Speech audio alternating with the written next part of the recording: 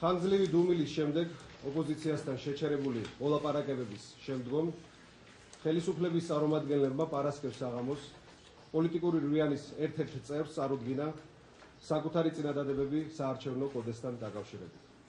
რაც მათი თქმით შეცვლას აღარ ექვემდებარება და პასუხი მათზე დღეს უნდა გაიცეს. ხელისუფლებამ ასეთი ნაბიჯით კვლავ აირჩია ულტიმატუმის, პოლიტიკური ვაჭრობის, შანტაჟის ენა და ფაქტობრივად უარი თქვა პოლიტიკურ დიალოგზე. ჩვენთვის მიუღებელია პრინციპი ან დაგვეთანხმეთ, ან ჩვენსას მაინც გავიტანთ. საარჩევნო გარემოს ცვლილება უნდა დაეფუძნოს დაუბალანსებელი საარჩევნო სისტემის გამოსწორებას და არა არასრულყოფილ წინადადებებზე დათანხმებული პარტიებისთვის ფულის შეთავაზებას.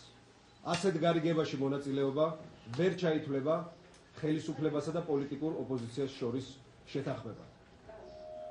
პოლიტიკური პროცესის სწორი წარმართვის ერთადერთ გზად ყოველთვის მიგვაჩნდა და დღესაც მიგვაჩნია, რომ შეთანხმების გზით აღმოიფხვრას ის ნაკლოვანებები, რომელიც საქართველოს საარჩევნო გარემოს უსამართლობას განაპირობებს.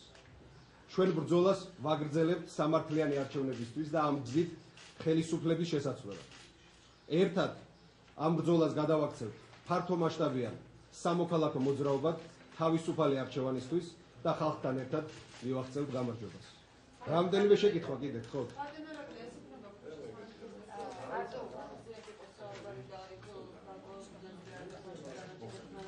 სამოქალაქო საზოგადოებასთან ერთად ბრძოლის გაგრძელება ნიშნავს იმას, რომ სწორედ ჩვენს მოქალაქეებთან ერთად გავაგრძელებთ სამართლიანი არჩევნებისთვის ბრძოლას. ეს ნიშნავს, რომ არც ერთი მეთოდი პოლიტიკური ბრძოლის გამორიცხული არ არის და ფართომასშტაბიანი სულისკვეთების დაფიქსირებით ვაიძულებთ ხელისუფლებას, რომ მეტად სამართლიანი გარემო შექმნას. ის რაც შემოთავაზებულია, ეს არის მინიმალური, ფასადური, მაგრამ სამწუხაროდ რამდენიმე ჩვენი პარტნიორი დათანხმდა ამ შემოთავაზებას, მაგრამ ჩვენთვის ეს არ არის შედეგი და ჩვენ ვაცხადებთ, რომ ხალხთან ერთად მივაღწევთ ისეთ გამარჯვებას და ისეთ კონკურენტუნარიან გარემოს არჩევნებში, რაც მოგცემს საშუალებას ხელისუფლება არჩევნების გზით შევცვალოთ.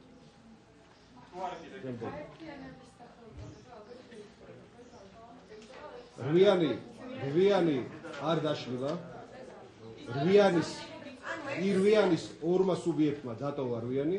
ჩვენ ვაგრძელებთ ერთობლივ ბრძოლას უფრო მეტი ინტეგრაციით და სამოქალაქო საზოგადოების მხარდაჭერით. დიდი მადლობა.